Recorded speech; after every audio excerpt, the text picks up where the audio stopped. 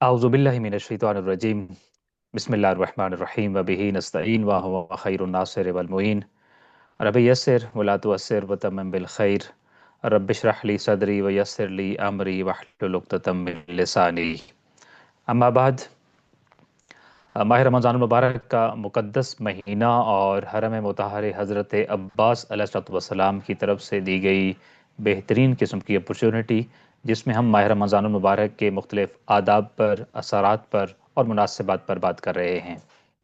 हम बज़ाहिर माह रमज़ानुल मुबारक की जो पहली बड़ी मुनासबत है,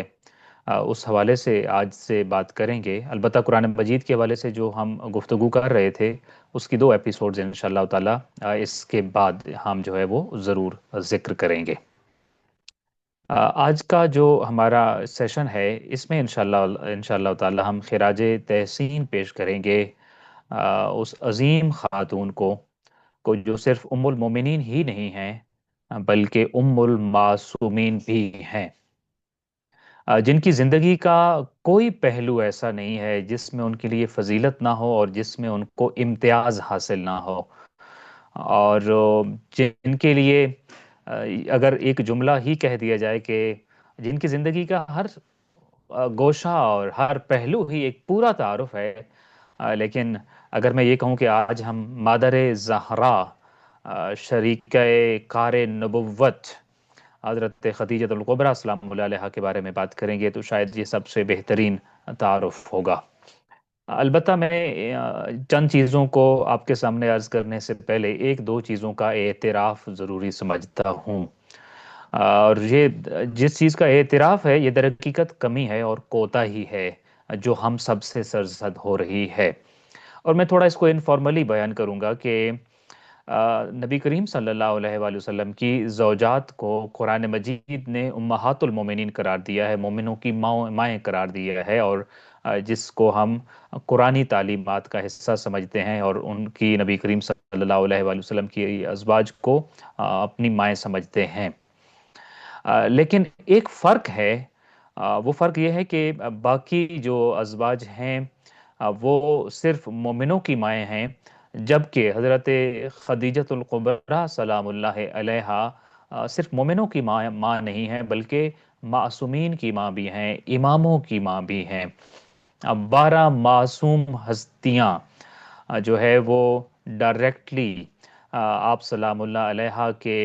बतन से तवल्लुद हुई। आप कह लीजिए कि हज़रत ज़हरा सलामुल्लाह अलैहा की औलाद बिल आखिर आपकी औलाद है। तो 11 इमामों की माँ हैं और हज़रत फ़ातिमा ज़हरा सलामुल्लाह अलैहा की माँ हैं, तो 12 मासूम इमामों की माँ। इस हवाले से कमी और कोताही ये है कि आप अगर अपने पैरेलल में देखें दूसरे लोगों को, कि वो सिर्फ उम्महातुल मोमिनीन का जो तज़किरा जिस तरीके से किया जाता है और उसकी डिटेल्स बताई जाती हैं और उसके ऊपर रिसर्च वर्क किए जाते हैं, उनकी ज़िंदगी के मुख्तलिफ गोशे और एस्पेक्ट्स के ऊपर नए नए पहलू ढूंढे जाते हैं और नई नई प्रेजेंटेशंस को सामने लाया जाता है। मगर जिस तरीके से हमें कदरदानी करनी चाहिए थी हज़रत खदीजतुल कुबरा सलामुल्लाह अलैहा की, उस तरीके से हम कदरदानी नहीं कर सके हैं, जिसका हमें बरमला एतराफ़ है। और इस एतराफ़ को बेहतर सिमत में ले जाने की ज़रूरत है। अवामुन्नास हों या अहले इल्म तबका हो, हमें मेरा ख़्याल है कि अपने अपने इस अमल पर नज़रसानी करने की ज़रूरत है और ज़्यादा बेहतर अंदाज में आगे बढ़ने की ज़रूरत है। इंशाल्लाह आप देखेंगे, हम इस चीज़ पे इस बारे में पढ़ेंगे। मैं 2 या 3 बातें अगर कहूँ कि नबी करीम सल्लल्लाहु अलैहि वसल्लम की सारी ज़िंदगी हज़रत खदीजतुल कुबरा सलामुल्लाह अलैहा की खिदमात और उनकी शख्सियत की कदरदानी करते हुए गुजरी है। जिनकी कदरदानी, जिनका तारुफ और जिनका आपके मैं यूँ कहूँ तशक्कुर नबी करीम सल्लल्लाहु अलैहि वसल्लम इस कदर सारी ज़िंदगी करते रहे हों कि शायद ये वो पहली हस्ती हैं इस कायनात की कि इनसे इनकी रहलत के बाद भी हसद किया गया है। लोग मौजूद तो होते हैं तो उनसे हसद होता है, चले गए तो फिर मामलात खत्म हो जाते हैं, फिर हसद नहीं रहता। मगर नबी करीम सल्लल्लाहु अलैहि वसल्लम इस कदर जिक्र खैर करते थे, इस कदर कदरदानी फरमाया करते थे हर अहम मौके के ऊपर के कुछ लोगों को खुद कहते हैं कि हमें हसद का मामला दरपेश हुआ हजरत खदीजा सलामुल्लाह अलैहा से मुतल्लिक। ये वो खातून हैं कि जिनके बारे में खालिक कायनात اپنے فرشتوں کے سامنے نازاں ہوتا ہے اور فخر و مباحت کرتا ہے کہ خدیجہ سلام اللہ علیہا خالق کائنات کی کنیز ہیں۔ تو جن کے کنیز ہونے پر خالق کائنات نازاں ہو اور فخر و مباحت کرتا، اور جو ہے وہ مرارن ایک دن میں کئی مرتبہ جو ملائکہ عرش الہی ہیں اور آسمانی مخلوقات ہیں ان کے سامنے اگر فخر و مباحت کرتا ہو، تو آپ اندازہ کیجئے وہ شخصیت کیسی ہوں گی۔ تو اس حوالے سے ضروری ہے، میں چاہتا تھا کہ ہم شاید زیادہ ٹائم دیں، اور انشاءاللہ کوشش بھی ہوگی کہ ہم جتنا ٹائم دے سکیں گے ان دنوں میں، کہ حضرت خدیجۃ الکبریٰ سلام اللہ علیہا کی شخصیت کے بارے میں خود جانیں، اور اس ذکر کو ہم اپنی جو آئندہ نسل ہے اس تک بھی پہنچائیں۔ آپ دیکھ لیجئے ائمہ اہل البیت علیہ السلام کی جب ہم زیارات پڑھتے ہوتے ہیں، کوئی امام ایسے نہیں ہیں جن کی زیارت میں یہ جملہ نہ کہتے ہوں ہم کہ السلام علیکہ یبن خدیجۃ الکبریٰ سلام اللہ علیہا۔ اور مولا علی علیہ الصلوۃ والسلام کے علاوہ جو باقی ائمہ ہیں، تو ہر امام جو کہ معصوم تھے، جو کہ ہادی تھے، منصوص من اللہ تھے، عہدہ امامت پر خدا کی طرف سے فائز تھے، ان کو سلام بھیجتے ہوئے بھی ان کی ماں کو ہم جب سلام کرتے ہیں اور کہتے ہیں کہ اے خدیجۃ الکبریٰ سلام اللہ علیہ کے فرزند آپ پر سلام ہو، تو اس سے ہمیں بی بی کی مقام اور منزلت ہم پر واضح ہوتی ہے۔ لیکن صرف اتنا ہی یہ دو چار چیزوں کو جان لینا کافی نہیں ہے، تو انشاءاللہ چند ایک چیزوں کو ہم جاننے کی کوشش کریں گے۔ سب سے پہلی بات تو یہ کہ حضرت خدیجۃ الکبریٰ سلام اللہ علیہا کا جس زمانے میں تولد ہوا اور آپ کی ولادت ہوتی ہے، وہ زمانہ عورت کے حوالے سے کوئی اچھا تاریخی زمانہ نہیں تھا، چونکہ اس زمانے میں عورت کا وجود جو تھا اس کو باعث ننگ و عار سمجھا جاتا تھا، اور بعض لوگ تو اس میں اتنے شدت پسند واقع ہوئے تھے کہ ان کے گھر میں جب کوئی بچی اور لڑکی پیدا ہوتی تھی، یعنی مستقبل کی عورت کی جب آمد ہوتی تھی، تو اس کے وجود کو بھی برداشت نہ کرتے تھے، اور اس حوالے سے مختلف چیزیں کتب تاریخ میں نقل ہوئی۔ بعض لوگوں نے تو خود اپنے بارے میں بتایا کہ میں نے اپنی اتنی بیٹیاں اپنے ہاتھوں سے زندہ دفن کی ہیں، تو وہ اپنی بیٹی کو مار ڈالتے تھے، دفن کر ڈالتے تھے، کیونکہ عورت کا وجود جو تھا وہ بعض لوگوں کے لیے ناقابل برداشت تھا۔ البتہ اس پہ الگ بات ہے کہ ظاہر ہے وہ کیا ان کا کبھی اس چیز پہ دھیان نہیں گیا تھا، خیال نہیں گیا تھا کہ وہ اگر دنیا میں ہیں تو ظاہر ہے کسی عورت کی وجہ سے ہی ہیں، اور اگر ان کی نسل بھی آگے چلے گی تو وہ بھی کسی عورت کی وجہ سے ہی چلے گی۔ لیکن بہر صورت ایک جو پریکٹیکل رویہ تھا اور جس کے اوپر تاریخی مستندات مکمل طور پر موجود ہیں، وہ یہ ہے کہ اس زمانے میں جو تھا وہ باپ کا اپنی بیٹی کو دفن کرتے ہوئے اس کی چیخ و پکار کے اوپر رحم نہ کھانا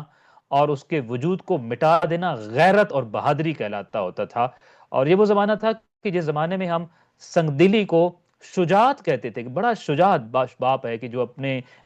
بیٹی کو اس طریقے سے اس نے اس کا وجود ختم کر ڈالا ہے۔ دیان الہی کی جو تعلیمات تھیں وہ ختم ہو چکی تھیں، اور اس دور کو ہم ویسے بھی دور جاہلیت سے جو ہے وہ تعبیر کرتے ہوتے ہیں، اور خاص طور پہ عورت کے حوالے سے، اور کہ اس عورت کا وجود ہی منحوس تصور کیا جا رہا ہوتا تھا، اور مظلوموں کا کوئی سہارا نہیں ہوتا تھا۔ اور اوورآل اگر اس پورے معاشرے کی اگر ہم ایک تصویر اپنے سامنے رکھیں تو انسانیت کو پوری طرح زوال آ چکا تھا، اور زوال پذیر تھی انسانیت جس زمانے میں حضرت خدیجۃ الکبریٰ سلام اللہ علیہا جناب خویلد کے گھر میں پیدا ہوتی ہیں اور اس زمانے میں سانس لیتی ہیں۔ مگر آپ حیران ہوں گے کہ جیسے میں نے تھوڑا سا بیک گراؤنڈ عرض کیا، یہ بیک گراؤنڈ اس لیے ضروری ہوتا ہے کہ ہمیں یہ دیکھنا ہوتا ہے کہ کون کس طرح کے حالات میں کس مقام پر پہنچا ہے۔ تو اس طرح کے حالات میں ایک جناب خویلد کے گھر میں ایک ایسی بیٹی پیدا ہوتی ہیں کہ جو مستقبل میں ملکۃ العرب کہلاتی ہیں، اور وہ زمانہ کے جس میں حضرت خدیجۃ الکبریٰ سلام اللہ علیہا کے پاس، میں عرض کروں گا انشاءاللہ، ایک سے زیادہ سٹیٹس تھے۔ ہم لوگ تو ساری زندگی نا ایک سٹیٹس بنانے کے لیے سٹرگل کرتے ہیں، کوشش کرتے ہیں، اور تھوڑا سا اگر سٹیٹس مل جاتا ہے تو پھر ہماری انسانی رویے بھی بدل جاتے ہیں، مزاج بھی بدل جاتے ہوتے ہیں۔ وہ خاتون جن کے اس زمانے میں انٹرنیشنلی ریکگنائزڈ ایک سے زیادہ سٹیٹس موجود تھے، اور جب معاشرہ ان کو پکارنا چاہتا تھا، معاشرہ ان کو بلانا چاہتا تھا، معاشرہ ان کے بارے میں کہیں بیٹھ کر کوئی دو لوگ بات کرنا چاہ رہے ہوتے تھے، تو وہ کس نام سے ان کے بارے میں بات کرتے تھے؟ وہ زمانہ کہ جو کہ گمراہی کا زمانہ تھا، جو کہ جہالت کا زمانہ تھا، جہاں انسان کے کردار مسخ ہو چکے تھے، اس زمانے میں بھی آپ صلی اللہ علیہ کو طاہرہ کے لقب سے پکارا جاتا تھا۔ ایک طرف چونکہ زمانے میں جس قدر برائیاں پائی جاتی ہیں، اتنا ہی زیادہ اس زمانے میں جو غریب ہیں، مساکین ہیں، فقراء ہیں، جو پسا ہوا طبقہ ہے، جو بے آسرا طبقہ ہے، جو یتیم ہیں، ان کی تعداد اتنی ہی زیادہ اس معاشرے میں ہو جاتی ہے۔ ایک تعارف تو یہ تھا کہ کچھ لوگ ان کو طاہرہ کے لقب سے پکارتے تھے، مگر یہ جو دوسرا طبقہ تھا، یہ دھتکارا ہوا طبقہ ہے، یتیم ان کو کہتے تھے یہ ہماری ماں ہے۔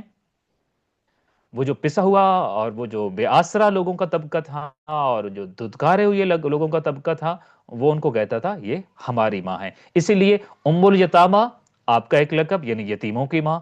ایک لقب آپ کا ام الصالح، یعنی دا مدر آف ڈپرائیوڈ، دھتکارے ہوئے لوگوں کی، بے آسرا لوگوں کی، جن کا اس دنیا میں کوئی نہیں، ان کی ماں۔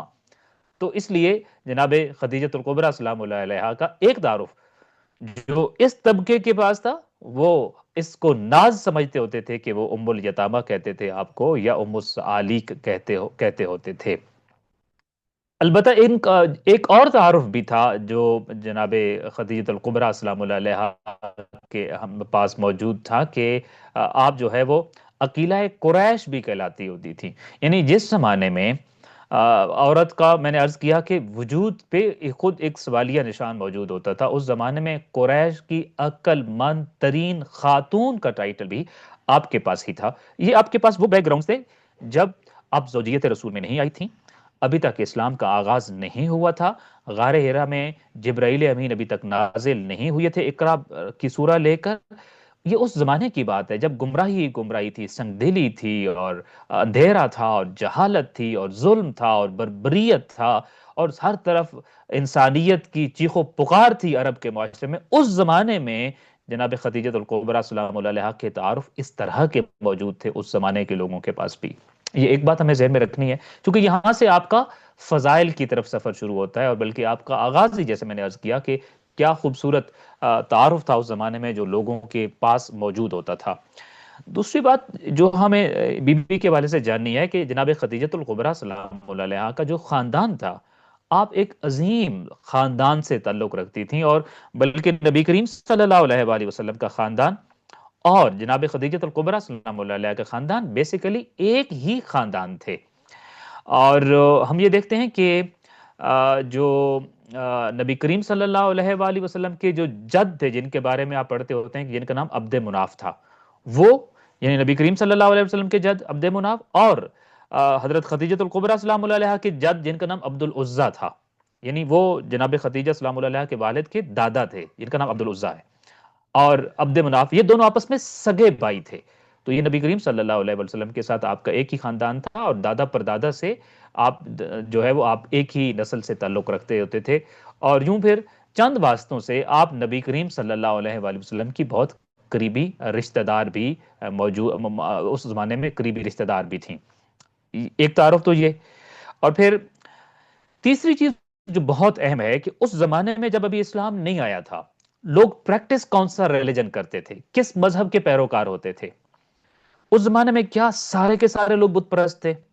کیا سارے کے سارے گمراہ تھے؟ اسلام تو آیا ہی نہیں تھا کہ ہم کہیں کہ مسلمان تھے یا غیر مسلمان تھے۔ ظاہر اسلام کے آنے سے پہلے عیسائی مذہب جو تھا وہ ایک آپ کہہ لیجئے حق پر مبنی مذہب تھا، ان دیٹ وے کہ عیسائی شریعت نافذ تھی خدا کی طرف سے، وگرنہ تو اس میں بھی بہت زیادہ تبدیلیاں ہو چکی ہوئی تھیں۔ تو اب اس زمانے میں جب ہم گفتگو کرتے ہوتے ہیں کہ اس زمانے میں کس کا مذہب کیا تھا، تو کس مذہب کا پیروکار اگر ہم کہیں تو پھر کہا جاتا ہے ہاں یہ اس زمانے میں برحق مذہب کو مانتا تھا۔ تو جناب خدیجۃ الکبریٰ سلام اللہ علیہا نبی کریم صلی اللہ علیہ وآلہ وسلم کے عقد میں آنے سے پہلے اور اسلام کے نازل ہونے سے پہلے ہی آسمانی کتابوں پر یقین رکھتی تھیں، اور خدائے وحدہ لا شریک کی پرستش کرتی تھیں، اور دین ابراہیمی کی پیروکار تھیں۔ یعنی ایک مذہبی خاتون بھی تھیں آپ۔ یہ چند ایک آسپیکٹ انشاءاللہ آپ ان کو ملاتے چلے جائیں گے تاکہ یہ بیک گراؤنڈ کلیئر ہو، اور آگے جا کر ہم دو تین باتوں کو بڑا اہم رزلٹ نکالنا چاہتے ہیں، اور بہت ضروری ہیں وہ باتیں جاننا ہمارے لیے۔ آسمانی کتابوں پر بھی ایمان تھا، خالق کائنات کی وحدانیت پر یقین رکھتی تھی، تثلیث کی قائل نہیں تھی، خدائے واحد کو مانتی تھی، اور عقائد کے اعتبار سے دین ابراہیمی، یعنی آپ کو پتہ ہے دین ابراہیمی کے بارے میں ایک بڑی خوبصورت بات، حضرت ابراہیم علیہ السلام انبیاء میں ایک منفرد مقام رکھتے ہوتے ہیں۔ اگر کوئی مذہب یہ ثابت کر لے کہ وہ دین ابراہیمی ہے تو یہ خود ایک اپنی جگہ سرٹیفکیٹ ہوتا ہے، ایک سند ہوتی ہے کہ یہی مذہب حق ہے۔ اس لیے قرآن مجید نے یہ کہا ہے یہودیوں کے بارے میں اور نصرانیوں کے بارے میں کہ ما کان ابراہیم یہودیوں، غالباً یہ الفاظ ہیں ولا نصرانین ولا کانا ولیکن کان حنیفا مسلما۔ یہ اس لیے کہا تھا کہ یہودیوں کا یہ دعویٰ تھا کہ ہم ابراہیمی ہیں، عیسائیوں کا دعویٰ یہ تھا کہ ہم ابراہیمی ہیں۔ خالق کائنات نے کہا کہ نہیں، ابراہیم علیہ السلام کا یہودیوں سے بھی کوئی تعلق نہیں ہے، عیسائیوں سے بھی کوئی تعلق نہیں ہے، وہ تو ایک مسلمان تھے۔ اسلام کی حقانیت کو بتایا گیا کہ اگر کوئی مذہب دین ابراہیمی کے سٹینڈرڈ پہ آج بھی کھڑا ہوا ہے تو صرف اور صرف دین اسلام ہے۔ سو جناب ابراہیم جو علیہ الصلوۃ والسلام علی نبینا علیہ الصلوۃ والسلام کا جو ایک مقام ہے انبیاء کے اندر، ایک منفرد مقام، بلکہ ایک جملہ موضوع سے ہٹ کے اگر کہتا چلا جاؤں، حضرت ابراہیم علیہ السلام کا انبیاء کے اندر ایک منفرد مقام بالکل ویسے ہی ہے جیسے ائمہ اہل البیت علیہ السلام میں آپ امام حسین علیہ السلام کا ایک منفرد مقام دیکھتے ہوتے ہیں کہ وہ راوی نے جب پوچھا تھا کہ آپ نے کہا ہے کہ حسین ابن علی سفینۃ النجات ہیں، کشتی ہیں نجات کی، تو کیا آپ سارے نجات کی کشتیاں نہیں ہیں؟ اگر کوئی امام حسین علیہ السلام کی کشتی میں نہ بیٹھا اور فرض کیجئے امام محمد باقر علیہ السلام کی کشتی میں بیٹھ گیا تو کیا وہ نجات نہیں پائے گا؟ کیا کوئی امام زین العابدین علیہ السلام کی کشتی میں ان سے منسلک ہو گیا تو کیا وہ نجات نہیں پائے گا؟ علیسا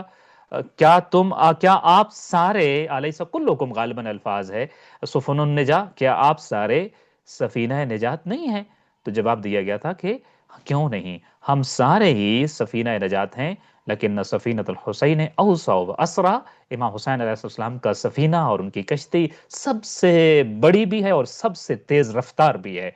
تو یہ وہ منفرد مقام ہے امام حسین علیہ السلام کا جو ائمہ اہل بیت علیہ السلام میں آپ کو حاصل ہوتا ہے۔ ویسے ہی انبیاء علیہ السلام میں بھی حضرت ابراہیم علیہ السلام کا ایک اپنا ایک منفرد مقام تھا۔ تو دینی اعتبار پہ، مذہبی اعتبار سے آپ خالصتاً ایک مذہبی اور دینی زندگی گزارتی تھیں اور جناب ابراہیم علیہ السلام کی پیروکار تھیں، خدائے واحد پر ایمان رکھتی تھیں، آسمانی کتابوں پر بھی آپ جو ہے وہ ایمان رکھتی ہوتی تھی۔ صرف یہ نہیں کہ ایمان رکھا اور پھر اس کے بعد صرف تجارت ہی کرتی رہ جاتی تھی۔ آپ کے گھر میں آپ خود حیران ہوں گے کہ جناب خدیجۃ الکبریٰ سلام اللہ علیہا کے گھر میں جو ہے وہ باقاعدہ طور پر مذہبی نشستیں منعقد ہوا کرتی تھیں، جیسے میں اور آپ اپنے گھر میں محافل منعقد کرتے ہیں اور مجالس منعقد کرتے ہوتے ہیں، مجالس ذکر امام حسین علیہ السلام منعقد کرتے ہیں۔ حضرت خدیجۃ الکبریٰ سلام اللہ علیہا چونکہ ایک مذہبی خاتون تھیں، آپ نے مذہب جو تھا اپنے چچا زاد بھائی جو تھے جناب ورقہ ابن نوفل، ان سے سیکھا تھا اور ان سے آپ خاص طور پر جو ہے وہ دینی معلومات لیتی تھیں اور دینی تعلیم حاصل آپ نے کی ہوئی تھی، دین کے بارے میں آشنائی حاصل کی ہوئی تھی۔ بلکہ بعض کتابوں میں تو یہاں تک ملا ہے کہ آپ جب تجارتی کارواں کسی بھی طرف روانہ فرماتی تھیں تو آپ فوراً کعبۃ اللہ میں تشریف لے جاتی ہوتی تھیں اور وہاں پر اپنے مال میں اور اپنے اس تجارتی کارواں میں حصول برکت کی دعائیں کرتی تھیں۔ میں نے ایک کتاب میں اس حد تک بھی پڑھا کہ اس زمانے میں جناب خدیجۃ الکبریٰ سلام اللہ علیہا کا جو مکان تھا وہ 2 منزل تھا۔ نچلی منزل آپ نے تجارت، اوپر کی منزل اور وہاں آپ کے اس کمرے کی ایک کھڑکی جو تھی وہ کعبۃ اللہ کے سامنے کھلتی تھی اور آپ اسی کھڑکی کو کھول کر کعبۃ اللہ کے سامنے بیٹھتی تھی، تشریف رکھتی تھیں اپنی مصلی عبادت پر اور خالق کائنات کی عبادت کیا کرتی تھیں۔ تو آپ جو تھیں، آپ کا ایک تعارف کیا ہے کہ آپ مذہبی نشستیں بھی مذہبی خاتون تھی، البتہ اس کی ڈیٹیل میں تھوڑی سی آگے جا کر بتاتا ہوں کہ تھوڑی سی اور ڈیٹیل پہ ہم بات کریں گے۔ ایک اور پہلو یہ تھا، ایک اہم ترین پہلو جو اس زمانے میں بہت مشکل تو ہوتا تھا خواتین، خاص طور پہ خواتین کے حوالے سے، چونکہ یہ وہ زمانہ تھا جس زمانے میں خاتون کسی چیز کی مالک نہیں سمجھی جاتی تھی کہ وہ کسی چیز کی مالک ہوگی اور وہ کہے گی یہ چیز میری ہے، بلکہ خاتون ہی لوگوں کی ملکیت میں ہوتی تھی۔ اور آپ بلکہ دیکھتے ہیں کہ وہ نجاشی کے دربار میں جب جو ہے نبی کریم صلی اللہ علیہ وسلم کا وفد پہنچا تھا اور جناب جعفر تیار وہاں موجود تھے، تو جو وفد مشرکین مکہ نے بھیجا تھا مسلمانوں کو واپس کھینچ لے آنے کے لیے کہ وہاں سے نکلوا دیں گے اور اپنا اثر و رسوخ استعمال کریں گے، تو وہاں غالباً عمر نام ہے اس کا جو اس وفد کا سربراہ تھا، تو اس نے نجاشی سے کہا تھا کہ ذرا ان سے پوچھو یہ خواتین کے بارے میں ان کا کیا نظریہ ہے۔ یہ در حقیقت ایک بہت بڑا طنز تھا کہ یہ خواتین کے بارے میں اتنا سافٹ کارنر رکھتے ہیں کہ یہ ان کو اپنے برابر کا سمجھتے ہیں اور یہ بھی سمجھ سمجھتے ہیں کہ وہ بھی کسی چیز کی مالک بن سکتی ہے. تو وہ چاہتا یہ تھا کہ نجاشی کے بارے میں کے دربار میں جب یہ بات کریں گے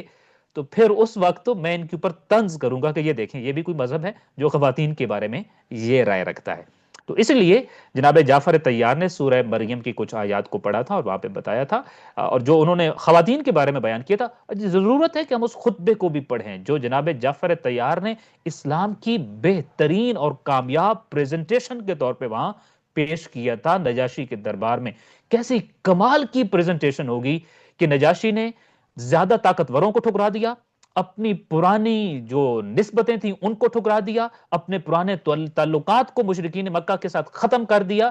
لیکن اس پریزنٹیشن کا اتنا سٹرونگ اثر ہوا تھا اس کے اوپر کہ ان مسلمانوں کو پروٹوکول کے ساتھ اپنے پاس نہ صرف رکھا بلکہ ذہنی اور قلبی طور پر اسلام کی طرف مائل بھی ہو گیا. وہ کیسی سٹرونگ پریزنٹیشن، کتنا مضبوط مقدمہ ہوگا اسلام کا. سو اس مقدمے میں ایک چیز جو خاص طور پہ خواتین کے حوالے سے بیان کی گئی تھی کہ جناب جعفر طیار نے جب خواتین کے بارے میں کیے گئے سوال کا جواب بتایا کہ اسلام یہ کہتا ہے کہ وہ تمہارے برابر ہیں، ہاں مختلف ہیں. دیکھیں اچھا اس پہ پھر ایک الگ بات ہے، ایک موضوع ہے، اور آپ اندازہ کیجئے ستم ظریفی تو یہ ہے کہ 21ویں صدی میں بھی ہمیں اس موضوع پر بات کرنا پڑتی ہے کہ the status of a woman in a society، کہ عورت کا کسی ایک معاشرے میں مقام اور مرتبہ کیا ہے. یعنی کہیں کچھ لوگوں کو ابھی بھی شک ہے کہ شاید وہ انسان بھی ہے یا نہیں ہے، اور اگر وہ انسان ہے تو شاید تھوڑے چھوٹے لیول کی انسان ہے، یا اس کے اندر کوئی تھوڑا یہ معاملات ڈیفرنٹ ہیں ان دیٹ وے کہ اس کی انسانیت پہ ہمیں بات کرنا پڑتی ہے کہ اس کا سٹیٹس کیا ہے اس معاشرے میں، سٹیٹس اس کا کیا ہے. یہ کوسچن مارک اس کے سامنے پڑا ہوا ہے ابھی تک. تو یہ ستم ظریفی بار صورت جو جاری ہے، البتہ اس کے اگینسٹ بھی اب سچویشن بنتی چلی جا رہی ہے جو ہمارا موضوع گفتگو بار صورت نہیں ہے. تو نجاشی کے دربار میں جناب جعفر طیار نے جو بات کی تھی وہ یہ کہا تھا کہ وہ ہمارے نظریے میں ہمارے برابر ہیں، البتہ مختلف ہیں، اس کی ذمہ داریاں مختلف ہیں، اس کا گراؤنڈ مختلف ہے، اس کا ادارہ مختلف ہے، اس کے معاملات مختلف ہیں، اس کی ڈیوٹی مختلف ہے، لیکن وہ انسانیت میں بالکل ہمارے برابر ہے، حقوق میں ہمارے بالکل برابر ہے. تو اس وقت نجاشی کا دوست نے کہہ لگا کے کہا تھا کہ ذرا سنو تو یہ کس کو برابر کہہ رہا ہے، جس کو ہم بیچتے ہیں، جس کو ہم خریدتے ہیں، جس کو ہم استعمال کرتے ہیں اور پھینک دیتے ہوتے ہیں، یہ ان کے بارے میں یہ نظریہ رکھتے ہیں کہ یہ ہمارے برابر ہیں. سو اس زمانے میں ایک بہت بڑا جو پرابلم یہ تھا کہ خاتون کسی چیز کی مالک نہیں بن سکتی ہوتی تھی. مگر اسی زمانے کے اندر جناب خدیجہ الکبریٰ سلام اللہ علیہا ہمیں یہ نظر آتا ہے کہ آپ ایک بہت کامیاب تاجرہ خاتون تھیں، اور آپ کے جو تجارتی کاروان تھے اس زمانے میں یوں کہوں کہ انٹرنیشنلی روٹس جو تھے ان پر چلتے تھے، اور بین الاقوامی سرحدوں میں آتے جاتے تھے، اور وہاں وہ بیچتی تھیں اور باقاعدہ طور پہ ان کے پروفٹس آتے تھے. بلکہ بعض اوقات تو جو فگرز تاریخ کی کتابوں میں بیان ہوئی ہیں وہ حیران کن ہیں کہ آپ اتنی بڑی تاجرہ تھیں کہ بعض لوگوں نے تو ان کو کہا وہ ملیکۃ العرب تھیں. اچھا عرب سے مراد آج کا سعودی عرب نہیں ہے، اس زمانے کا حجاز ہے جس کے اندر عراق بھی شامل ہوتا تھا، جس میں شام شامل ہوتا تھا، جس میں اردن شامل ہوتا تھا، جس میں بحرین شامل ہوتا تھا، جس میں یو اے ای شامل، یہ کتنی ہمارے پاس گلف کنٹریز ہیں جو اس کے اندر شامل ہوتی تھیں. اس زمانے کا عرب یہ ہوتا تھا. تو کچھ مورخین نے تو ان کو کہا ہے وہ ملیکۃ العرب تھیں. اتنا سرمایہ اور اتنا اثر و رسوخ تھا بی بی کے پاس کہ وہ گویا کہ عرب کی پریکٹیکلی ایک مالک اگر کوئی ہوتا اور مالکہ ہوتی تو وہ جناب خدیجہ الکبریٰ سلام اللہ علیہا ہی تھیں جو اس پورے عرب کی مالکہ کہلا سکتی تھیں. تو کامیاب تاجرہ بھی تھی. یہ اسپیکٹس ہم بتا رہے ہیں جناب خدیجہ الکبریٰ سلام اللہ علیہا کی زندگی کی، اور یہ ساری جتنی باتیں ہیں یہ اسلام کے آنے سے پہلے کی باتیں ہیں. تو یہ چار غالباً ہم نے اسپیکٹس مختلف جو ہیں وہ بیان کیے ہیں آپ کے سامنے. سو آپ سے عرض یہ کر رہا تھا کہ عرب معاشرہ اس زمانے میں کس چیز میں الجھا ہوا ہے، جس کے بارے میں آپ بڑا ایک مشہور شعر پڑھتے ہوتے ہیں کہ کبھی پانی پینے پلانے پہ جھگڑا اور کبھی گھوڑا آگے بڑھانے پہ جھگڑا، چھوٹی چھوٹی باتوں پہ جنگ ہے، جدال ہے، لہب و لعب ہے، بت پرستی ہے، اور قبائل کا آپس میں الجھاؤ ہے اور جنگیں ہیں اور جدال ہے. مگر اس زمانے میں حضرت خدیجہ الکبریٰ سلام اللہ علیہا کس کام میں مصروف ہیں؟ دو کاموں میں مصروف، بلکہ آپ کہہ لیجئے تین کاموں میں مصروف تھی ان دیٹ وے. ایک کام تو آپ کا یہ تھا جو دو کام بظاہر نظر آتے تھے، اور تیسرا پھر تاریخ نے اس کو بہت واضح کر کے نکھار کے رکھا. ایک تو آپ بہت کامیاب تاجرہ تھیں، ایک آپ کا کام جو تھا، آپ کا کہہ لیجئے جو آپ کا پروفیشن تھا اس زمانے میں، اور جو آپ کی ایکٹیویٹی ایک بہت بڑا جو ٹائم ٹیکنگ ایکٹیویٹی تھی وہ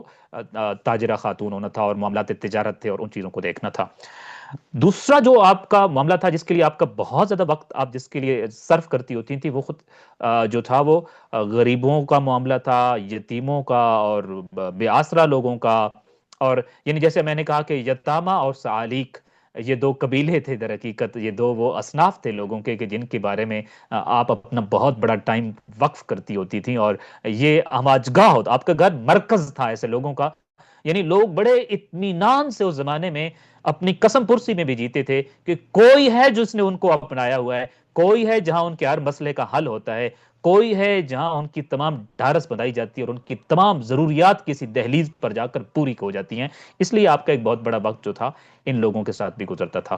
تیسری جو آپ کے دن کی اہم ایکٹیویٹی ہوتی تھی وہ عبادت کے معاملات ہوتے تھے. میں نے عرض کیا عرب کیا کام کر رہے ہیں وہ پہلے میں نے گنوائے،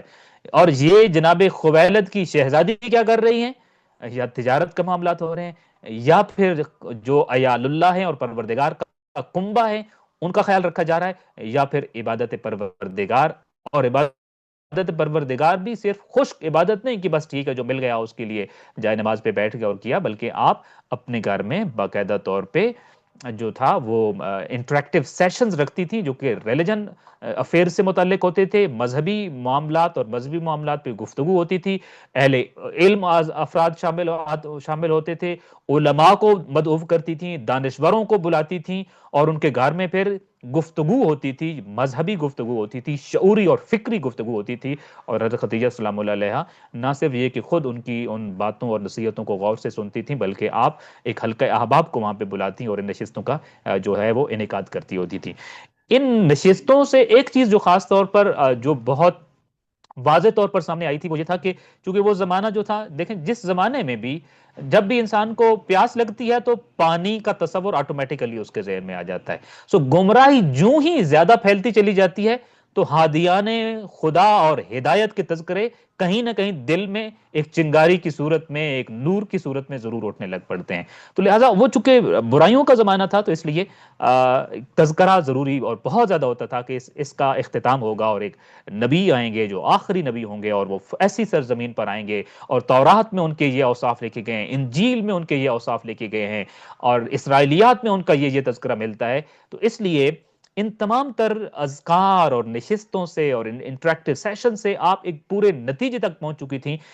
کہ وہ جو آخری نبی ہیں وہ سرزمین حجاز پر آئیں گے، بہت قریب آنے والے ہیں. اور آپ اتنا ان ڈیٹیل اس کے اوپر سٹڈی رکھتی تھیں کہ آپ کو وہ تمام کوالٹیز معلوم تھی اور اوصاف معلوم تھے کہ اگر ان اوصاف کا کوئی شخص جو ہی آپ کے معلومات میں آئے گا تو آپ گویا کہ پہچان جائیں گی کہ یہ مستقبل میں ان کو نبوت میں ایبلٹی ہے کہ شاید خالق کائنات ان کو اپنے نمائندے کے طور پر چن لے. اور اس حد تک آپ نے ان نشستوں کا اہتمام کیا اور اس حد تک آپ نے وہاں پہ گفتگو کی تھی.